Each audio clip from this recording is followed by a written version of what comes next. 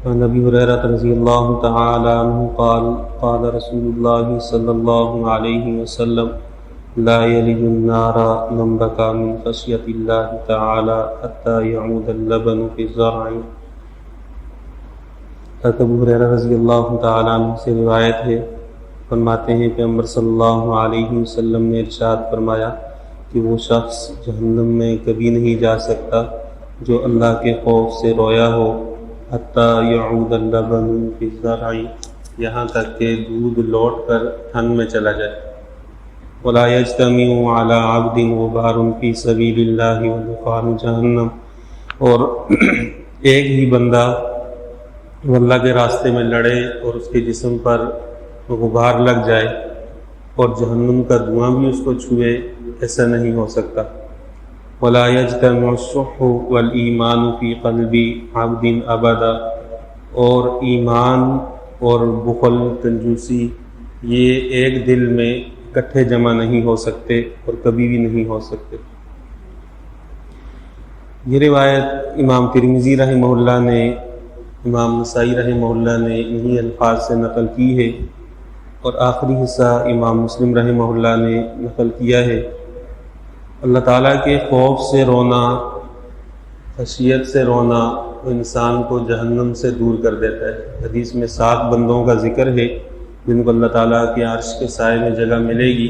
ان میں ایک شخص وہ ہے کہ رجل ذکر اللہ خالیا ففاضت عیناہ دموعا، کہ وہ بندہ جو تنہا بیٹھے اللہ کو یاد کرے اور آنکھ سے آنسو گر جائے۔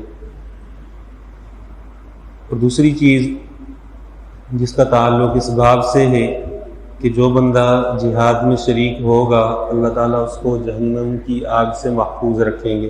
اس باب میں آگے یا اگلے باب میں حدیث آنے والی ہے کہ اللہ تعالیٰ نے مجاہد کے لیے خاص طور پر 6 انعامات رکھے ہیں، اور ان انعامات سے اللہ تعالیٰ مجاہد کو نوازیں گے۔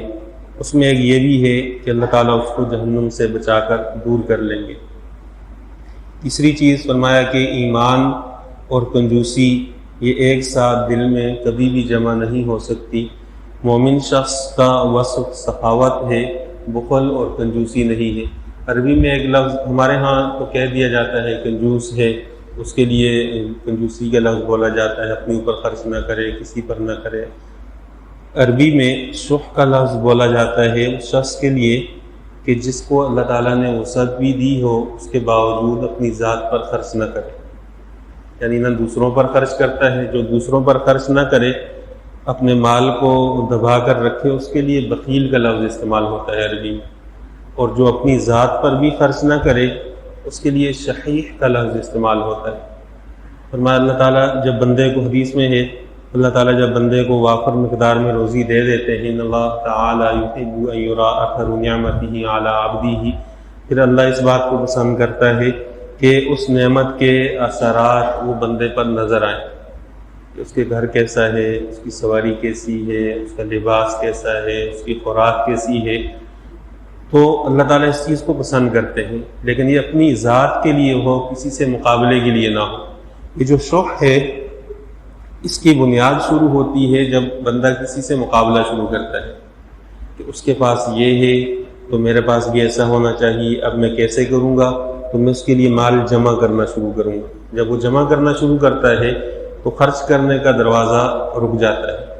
اس لیے شریعت کا حکم یہ ہے کہ اللہ تعالیٰ نے جتنے مال سے نوازا ہے اپنی ذات میں اس سے خوش رہے، اور سب سے پہلی توجہ اپنے مال کو خرچ کرنے میں اپنی خوراک پر دے۔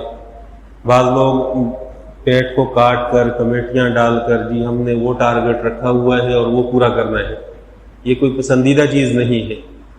اولاد کی جن لوگوں کے نفقات واجب ہیں ان کی خوراک کا انتظام کرنا یہ ضروری ہے، اور اس کو مقدم کیا جائے۔ پھر بچوں کی تربیت سے تعلیم پر جو اخراجات ہیں ان کو مقدم رکھا جائے۔ پھر اس کے بعد اگر اللہ تعالیٰ نے وسعت دی ہے تو اپنے لیے جگہ لینا چاہتا ہے لے لے۔ اور ہمارے ہاں الٹا سلسلہ ہوتا ہے، جیسے ہی کمائی شروع ہوتی ہے پہلا کام یہ ہوتا ہے، گھر والے ہی مشورے دیتے ہیں، سب کے مشورے، اپنی جگہ ہونی چاہیے، اس کے لیے وہ ساری زندگی اذیت میں گزار کے مر جاتا ہے، اور جب مرتا ہے پھر اس کے بعد جن کے لیے اس نے جگہ لی ہے وہ ایک لمحہ بھی اس کو باقی نہیں رکھتے، فوراً بیچ دیتے ہیں کہ جی چلے ہمارے کس کام کی ہے یہ، تو اپنی زندگی گزارتے وقت اس چیز کو سامنے رکھے کہ جو دن میرے گزر رہے ہیں یہ اچھے گزرنے چاہیے. اور اللہ تعالیٰ نے عام طور پر انسان کو اتنی وسعت دی ہوئی ہوتی ہے کہ اس کی زندگی کے ایام اچھے طرح گزر سکتے ہیں، لیکن جب وہ مال جمع کرنے پر آ جائے تو بہت ساری برائیوں کو وہ اپنے اندر خود پیدا کر لیتا ہے. اور اسی کی مذمت قرآن کریم میں بیان کی گئی ہے، الذی جمع مالا وعددا یحسب ان مالہ اخلدا، کہ جو مال کو جمع کرتا ہے، گن گن کے خوش ہوتا ہے، نہ اپنی ذات پر خرچ کرتا ہے، نہ اولاد پر خرچ کرتا ہے، نہ اللہ کے راستے میں خرچ کرتا ہے، پھر ایک دن مر جاتا ہے اور سب کچھ اس کا یہاں رہ جاتا ہے. اگر ایمان ہوگا دل میں تو ایمان اس کو مجبور کرے گا اس بات پر کہ اپنی آخرت کی تیاری کرتے ہوئے یہاں کے ایام جتنے اللہ تعالیٰ نے مقدر میں رکھے ہیں ان کو سہولت سے گزار دے. اللہ تعالیٰ سے دعا ہے دین اسلام پر عمل کرنے کی توفیق عطا فرمائے.